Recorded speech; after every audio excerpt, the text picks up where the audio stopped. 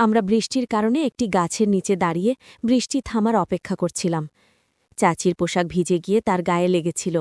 আমি মজা করে বললাম, চাচি তুমি তো ভিজে গেছ পুরোটাই, ঠান্ডা লাগছে না তো?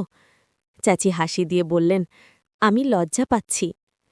আমরা কথা বলতে বলতে বৃষ্টি উপভোগ করছিলাম। এমন সময় আমি চাচির কাছে গেলাম, আর চাচিকে আমার নাম কুনাল, আমি ২৩ বছরের একজন অবিবাহিত যুবক। চাচি ছিল অনেক সুন্দর আর মায়াবী, আমার থেকে ৪ বছরের বড়।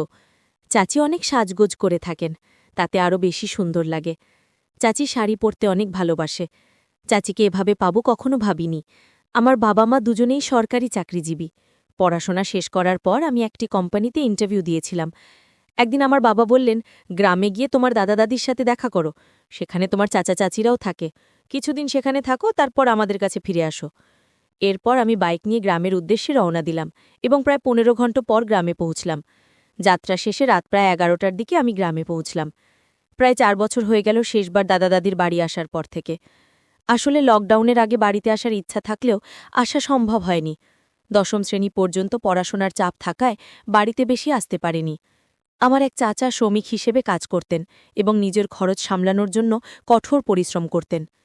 তবে মাঝে মাঝে মদের প্রতি তার আসক্তি বাড়তে থাকায় সমস্যা তৈরি হয়েছিল। দাদা দাদি অনেকবার তাকে বোঝানোর চেষ্টা করলেও তেমন কোনো পরিবর্তন আসেনি। যখনই বাড়িতে আসতেন তিনি মদ খেয়ে আসতেন। চাচা নিজেও মাঝে মাঝে আমাকে কিছু দিতে চাইতেন, তবে আমি সবসময় তা এড়িয়ে চলতাম। চাচির সাথে আমাদের সম্পর্ক ছিল বন্ধুত্বপূর্ণ। তিনি সবসময় আমার খেয়াল রাখতেন। তাকে আমি শুরু থেকেই মনে মনে ভালোবাসতাম। আমার চাচিও খুব কাছের ছিলেন। চাচার জন্য তিনিও মাঝে মাঝে মদ পান করতেন। আমরা রাতে বসে অনেকক্ষণ গল্প করতাম। আমার চাচি বিয়ে করেছেন এবং তিনি আমার থেকে মাত্র ৪ বছরের বড়। চাচির সাজসজ্জা ছিল চমৎকার আর তার রুচিও ছিল প্রশংসনীয়। তবে চাচার ব্যস্ততার কারণে চাচা চাচিকে খুব একটা সময় দিতে পারতেন না। চাচি ছিলেন খুব সুন্দর। তার রূপ এবং পোশাক দেখলে যে কারো মন জয় কেড়ে নিবে, তিনি ছিলেন অসাধারণ। আমি চাচির কোনো প্রশংসা না করে শুধুই বললাম, আমাদের বাড়িতে বাচ্চাদের আনন্দ করা কবে দেখব? তিনি হাসি দিয়ে বললেন, তোমাদের সঙ্গে তো আমিও আছি, কিন্তু আমারও তো ইচ্ছে বাচ্চা নেয়ার, কিন্তু স্বামী আমার সঙ্গে সময় কাটানোর সুযোগ পায় না। চাচার বয়স তখন ৪৫। তিনি এক তরুণীকে বিয়ে করেছিলেন। কিছুদিন খুব ভালো সময় কাটালেও পরে চাচা বেশি মদ্যপানে আসক্ত হয়ে পড়লেন। এমনকি ঘুমিয়ে পড়তেন বাসায় এসে, বাকি দুনিয়ার কোনো খবর রাখতেন না। চাচি একদিন আমাকে এসব কথা বলছিলেন। তিনি জিজ্ঞেস করলেন, তোমার কি কোনো গার্লফ্রেন্ড আছে? আমি বললাম, না, কোনো গার্লফ্রেন্ড নেই, মেয়ে বন্ধু আছে অনেক, কিন্তু গার্লফ্রেন্ড নাই। তখন তিনি মজা করে বললেন, তোমাকে তো বেশ ভালো দেখতে, এখনও গার্লফ্রেন্ড হলো না, আমার বিশ্বাস হয় না তো। আমি মজা করে বললাম, আচ্ছা চাচি, তুমি আমার গার্লফ্রেন্ড হয়ে যাও না? তিনি হেসে বললেন, তুমি বোকা, আমি তো তোমার চাচি। আমি আবার বললাম, আমি তো শুধু মজা করছিলাম। পরে চাচি বললেন, তোমার চাচা কি কখনো আমাকে বেড়াতে নিয়ে গেছে? বিয়ের পর থেকে আমি এই বাড়ির ৪ দেয়ালের মধ্যেই আছি, তার এসব বিষয়ে কোনো আগ্রহ নেই। আমি বললাম, আচ্ছা, তাহলে আমি একটু মজা করব, ড্রিঙ্ক করব। তুমি কি আমার সঙ্গে যোগ দেবে? চাচি তখন একটু হেসে বললেন, এখন দেরি হয়ে গেছে, ঘুমাতে যাওয়া উচিত, কাল কথা বলবো। অনেকদিন পর কারো সাথে কথা বলে ভালো লাগলো। তুমি সত্যি অনেক ভালো মানুষ। আমি যখন সবাই আমাকে এমনভাবে দেখছিল যেন আমি একজন ভিন্ন অঞ্চলের মানুষ, এবং সবাই খুব আন্তরিকভাবে আমাকে আপ্যায়ন করছিল। চাচি হাসি মুখে এসে বললেন, আমি বাইরে থেকে কিছু খাবার নিয়ে এসেছি। দাদা দাদি ঘুমিয়ে পড়ার পর আমি যে ঘরে ছিলাম সেখানে চলে আসলাম। চাচি আমার ঘরে এসে বসলেন। আমি আগে থেকেই কিছু ড্রিঙ্কস প্রস্তুতি নিয়ে রেখেছিলাম। চাচি বললেন, তোমার চাচা সবসময় আমাকে একটু দেশীয় পানীয় খেতে দিতেন, তবে এটা বেশ আলাদা। আমি বললাম, এই পানীয় পান করার পর কারো সামনে গেলেও কোনো গন্ধ থাকবে না, কেউ বুঝতেই পারবে না যে তুমি ড্রিঙ্কস করছো, এটা অনেক দামি ড্রিঙ্কস। আমরা কিছুক্ষণ গল্প করছিলাম। চাচি একটু ক্লান্ত হয়ে বিছানায় শুয়ে পড়েছেন, কিন্তু হাঁটতে পারছি না। এসব মদ পান করার কারণে হয়েছে। তুমি যদি আমাকে আমার রুমে পৌঁছে দাও, অথবা আমি তোমার রুমে ঘুমাই। আমি বললাম, আমারও এখন চলার শক্তি নেই, আমি তোমাকে রুমে পৌঁছে দেব, আর আজকে বিশ্রাম নিই। তখনই চাচি আমার হাত ধরে একটু বসতে বললেন। আমরা আরও কিছুক্ষণ কথা বললাম। হঠাৎ দরজায় এক কানানাড়ার শব্দ হল। রাত তখন ১২টা বাজে। দরজা খুলতেই চাচা আমাকে দেখে হাসলেন এবং সবকিছু স্বাভাবিকভাবে চলতে থাকল। তিনি আজও মদ খেয়ে এসেছেন। গতকাল রাতে কথা বলতে বলতে আন্টিলুমে চলে গেলেন। চাচার ঘর থেকে কিছু শব্দ ভেসে আসছে, আর আমি ভাবছিলাম যে হয়তো ওদের মধ্যে কোনো ঝামেলা হয়েছে। কিছুক্ষণ পর চাচি বাইরে এসে আমার কাছে এসে বললেন, তোমার চাচা এখন শুধু ঘুমানোর জন্যই বাসায় আসে, আমাকে তেমন একটা সময় দেয় না। আমি তার কথার ইঙ্গিত বুঝতে পারছিলাম, কারণ তার মন খারাপ ছিল। চাচির কপালটাই খারাপ ছিল, কারণ চাচা সবসময় মদ পান করে ঘরে আসতে। চাচির কথা একটুও ভাবে না। মাঝে মাঝে তো মদ পান করে এসে চাচিকে মারধর করতেন। চাচি এসে আমার পাশে বসে বললেন, তুমি অনেক ভালো ছেলে, তোমার চিন্তাধারাও সুন্দর। আমি তার কথাগুলো শুনছিলাম, কিন্তু বুঝতে পারছিলাম যে সে একটু বেশি আবেগপ্রবণ হয়ে পড়েছে। আমি তার দিকে তাকিয়ে শান্তভাবে কথা বলতে চেষ্টা করলাম। তখন চাচি তার হতাশার কথা শেয়ার করলেন, আর আমি তাকে বোঝানোর চেষ্টা করলাম যেন সে চিন্তা না করে। তাকে আমি অনেক বুঝালাম। আমরা কিছুক্ষণ এভাবে গল্প করলাম, আর আমি চেষ্টা করছিলাম পরিস্থিতি শান্ত রাখতে। সকাল পর্যন্ত আমরা দুজনেই একসঙ্গে সময় কাটিয়েছি, কথা বলেছি, আর একে অপরের চিন্তাভাবনা ভাগ করে নিয়েছি। চাচি সকালবেলা বললেন যে তাকে শহরের কাজে যেতে হবে, আর আমি বললাম যে আমি তার সঙ্গে যাব। চাচা যখন যাচ্ছিলেন তখন আমাকেও সাথে নিয়ে যেতে বললেন, আর আমি তাকে বললাম যে সব ঠিক আছে। সেই রাতে চাচিকে বোঝাতে পেরে আমার নিজেরও ভালো লাগছিল। তাকে মনে মনে অনেক ভালোবেসে ফেলেছিলাম। তার কপালদাই খারাপ ছিল, কারণ এত সুন্দর আর ভালো মেয়ে এরম একটা জামাই পেয়েছে। তার জন্য আমার অনেক মায়া হতো। আমরা বৃষ্টির কারণে একটি গাছের নিচে দাঁড়িয়ে বৃষ্টি থামার অপেক্ষা করছিলাম। চাচির পোশাক ভিজে গিয়ে তার গায়ে লেগেছিল। আমি মজা করে বললাম, চাচি তুমি তো ভিজে গেছ পুরোটাই, ঠান্ডা লাগছে না তো? চাচি হাসি দিয়ে বললেন, আমি লজ্জা পাচ্ছি। আমরা কথা বলতে বলতে বৃষ্টি উপভোগ করছিলাম। তখন আমরা বাইকে উঠলাম, আর চাচি আমার কোমর ধরে শক্ত করে বসেছিলেন। দুপুর 1টা বেজে গিয়েছিল, আর আমাদের গন্তব্যে পৌঁছতে আরও 2 ঘন্টার মতো লাগবে। কিছু দূর গিয়ে আমরা একটা দোকান দেখলাম, সেখানে একটু বিশ্রাম নিয়ে কিছু খাবার কিনলাম, পরে আবার রওনা হলাম। কিছুক্ষণ পর আবার বৃষ্টি শুরু হলে আমরা একটি ছাউনি খুঁজে সেখানে দাঁড়ালাম। বৃষ্টির আওয়াজের মাঝে আমরা গল্প করতে করতে সময় কাটাচ্ছিলাম। বাইকে চড়া ও বৃষ্টি উপভোগ করতে করতে দিনটা অনেক সুন্দর কেটেছিল। আমরা একটানা বৃষ্টি আর বাইকের আওয়াজের মাঝে মুগ্ধ ছিলাম। দিনটা আমাদের জন্য অনেক ভালো ছিল। চাচি বলল, এরকম দিন আমি আমার জীবনেও পাইনি। যদিও ভিজে যাওয়ার কারণে একটু অস্বস্তি হচ্ছিল, তবু আমরা দুজনেই বৃষ্টির সৌন্দর্য উপভোগ করতে শুরু করেছিলাম। চাচি একদিন মজা করে বলছিলেন, আমি সারা জীবন এমন একজন মানুষের স্বপ্ন দেখেছি যে আমাকে সত্যিই বুঝতে পারে। তার স্বামী কাজের জন্য বাইরে ছিলেন, আর আমাদের সেখানে 3 দিন থাকতে হয়েছিল। সেই কারণে চাচি বললেন, আমাদের তো এখন 3 দিন একই জায়গায় থাকতে হবে, তুমি চাইলে আমাকে গল্প শুনিয়ে রাখতে পারো। আমরা আলাদা রুম পেলেও চাচি মাঝে মাঝে আমার কাছে এসে গল্প করতেন, আমার সাথেই থাকত। তিনি বললেন, তুমি চলে যাবে, কিন্তু আমি এখানে কিছুদিন থাকব, তাই সময়টা মজায় কাটানো যাক। আমিও ঠিক সেটাই চেয়েছিলাম, তাই কিছু গল্পের বই নিয়ে এসেছিলাম, যাতে যাতে আমরা দুজনেই ভালো সময় কাটাতে পারি। আমি গল্প শুনিয়ে চাচিকে ভালো রাখতে চেয়েছিলাম, আর সেই সময়টা খুবই উপভোগ্য ছিল।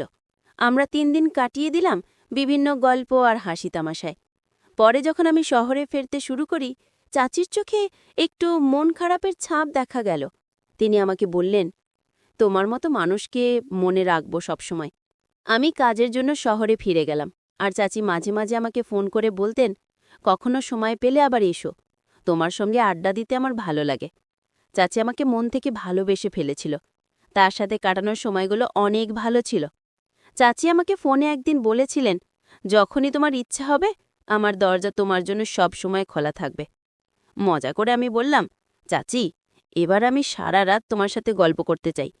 তিনি হেসে বললেন, তুমিও অনেক চালাক, শুধু ইঙ্গিত দিয়েই সব বুঝে গেলে। পরদিন আবার আমি গ্রামের দিকে রওনা হলাম, কারণ আমার বাবার একটা গুরুত্বপূর্ণ কাজ সেখানে বাকি ছিল। আগেই চাচিকে জানিয়ে রেখেছিলাম। সেই রাতে আমরা একটা পরিকল্পনা করেছিলাম। চাচি বলেছিলেন তিনি ঘরে অপেক্ষা করবেন, আর আমি এসে তাকে গল্প শোনাব। যখন ঘরে ঢুকলাম হঠাৎ ঘরের আলো জ্বলে উঠল, আর সামনে দাঁড়িয়েছিলেন চাচা। আমি কিছুটা অবাক হয়ে গেলাম, মুখটা লুকিয়ে বাইকের দিকে দৌড় দিলাম, কিন্তু ততক্ষণে গ্রামবাসীরা এসে আমাকে ধরে ফেলল। চাচা এসে বললেন, কি হয়েছে এখানে? আমি চুপ করে থাকলাম। গ্রামবাসীরা আমার থেকে জানতে চাইল কি চলছে। আমি ভেবেছিলাম আর লুকিয়ে রাখার কোনো মানে নেই, তাই সবার সামনে বললাম, আমি চাচিকে খুব শ্রদ্ধা করি এবং তাকে ভালোবাসি। আমি মজা করে বলেছিলাম, আমাদের মধ্যে শুধু গল্পের সম্পর্ক, কিন্তু চাচা সেটা ভুল বুঝেছিলেন। তারপর আমি বুঝতে পারলাম পরিস্থিতি সবার সামনে পরিষ্কার করা দরকার। শেষমেশ আমরা মিলে পরিস্থিতি স্বাভাবিক করলাম, আর মজা করে বললাম, এটা শুধু ভুল বোঝাবুঝিই ছিল। পরে আমি আবার কাজে ফিরে গেলাম, আর সবকিছু ঠিক হয়ে গেল। একদিন এক ভয়ানক ভুল বোঝাবুঝি হলো। চাচি আর আমাকে একসাথে দেখে ফেলেছিল চাচা। একজন আমার চাচিকে কিছু অসম্মানজনক কথা বলল। চাচি হঠাৎ বললেন, এতদিন ধরে তুমি যদি আমাকে সময় দিতে তাহলে আজকে এই পরিস্থিতি হতো না। আমি একজন নারী, আমারও কিছু ইচ্ছে আছে, কিন্তু তুমি সবসময় ঘরে এসে ঘুমিয়ে পড়ো আর আমার কথা কোনোদিন ভাবো না। এই কথাগুলো শোনার পর পরিস্থিতি আরও জটিল হয়ে গেল। আমি আর চাচি দুজনেই হতবাক হয়ে গেলাম। আমি দ্রুত বাবাকে ফোন করে সব জানালাম। বাবা বললেন, এই পরিস্থিতির সমাধান দরকার, কোনোভাবে এটাকে ঠিক করতে হবে। এরপর চাচা বললেন, আমার আর এই ব্যাপারে কোনো সহজ শক্তি নেই, আমাদের সম্পর্ক এখানে শেষ। চাচার চায়ের সাথে কোনো সম্পর্ক রাখবে না। সবার চোখে জল এলো আর কাঁদতে কাঁদতে আমরা সেখান থেকে চলে এলাম। সেই মুহূর্তে বুঝতে পারছিলাম না কি করব। পরিস্থিতি এতটাই জটিল হয়ে গিয়েছিল যে কিছু বুঝে ওঠা সম্ভব হচ্ছিল না। আমার আর চাচির মানসিক চাপের কারণে ভেঙে পড়েছিলাম। আমি খুবই দ্বিধায় ছিলাম, কি করব বুঝতে পারছিলাম না। বাইক চালানো কঠিন হয়ে যাচ্ছিল। আস্তে আস্তে হেঁটে প্রথমে হাসপাতালে পৌঁছালাম। সেখানে কয়েকদিন থাকার পর কিছুটা সুস্থ হলাম। এর মধ্যেই আমার মনে হলো কিছু সময়ের জন্য দূরে থাকাই ভালো হবে। তাই আমি আমার কাজের জায়গায় ফিরে গেলাম, চাচির সঙ্গে কিছু দূরত্ব রাখার জন্য। তখন চাচি আমাকে বললেন, আমরা এত ঝামেলা পেরিয়ে এসেছি যেন আমরা এখন একে অপরের আরও কাছাকাছি। আমি মজা করে বললাম, তুমি সবসময় আমার বিশেষ একজন ছিলে আর তুমি আমার জীবনে অনেক বেশি গুরুত্ব রাখো। চাচি হেসে বললেন, তুমি আমার কল্পনার চেয়েও ভালো। আমি সবসময় তোমার মতো একজনকে চেয়েছিলাম। আমি তখনও একটু দ্বিধায় ছিলাম, কিন্তু বুঝতে পারছিলাম যে আমরা দুজনেই এই অবস্থায় এসেছি খুব ভালোভাবেই। আমি বললাম, এখন আমরা যা পেয়েছি তা হারানোর থেকে অনেক বেশি মূল্যবান। আমি নিশ্চিত তোমাকে কখনো একা ছেড়ে যাব না। আমরা দুজনেই তখন অনেক কথা বললাম, হাসলাম এবং ভবিষ্যৎ নিয়ে নতুনভাবে ভাবতে শুরু করলাম। আমরা বিয়ে করে ফেলি। মাকে ফোন করে বুঝিয়ে বললাম, মা, আমি সত্যি একটা বড় ভুল করেছি, আমাকে ক্ষমা করে দিও। তুমি জানো আমি এর আগে এমন ভুল কখনো করিনি। এবার আমি বিয়ে করেছি, আমাদের সম্পর্কটাকে মেনে নাও। প্রথমে মা আমাকে কিছু কথা শোনালেন, তারপর আবেগে ভেঙে পড়ে বললেন, তোমার বাবার সাথে কথা বলবো, যদি উনি রাজি হন তবে তুমিও ঘরে ফিরতে পারবে। আমি একবার তোমার বাবার সাথে কথা বলে দেখি, তবে সে হয়তো রাজি হবে না।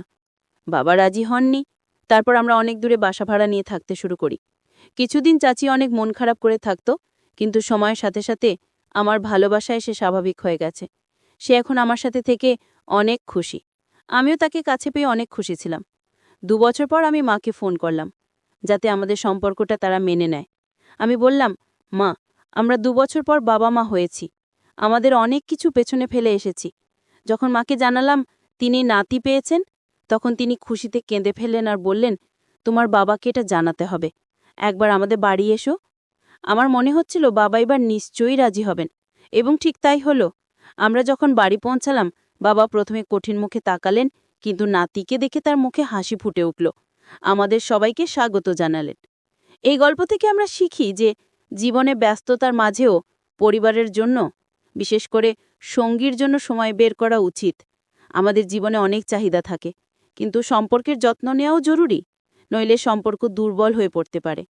বন্ধুরা, কেমন ছিল আজকের এই রোম্যান্টিক গল্প? আশা করি আপনাদের ভালো লেগেছে।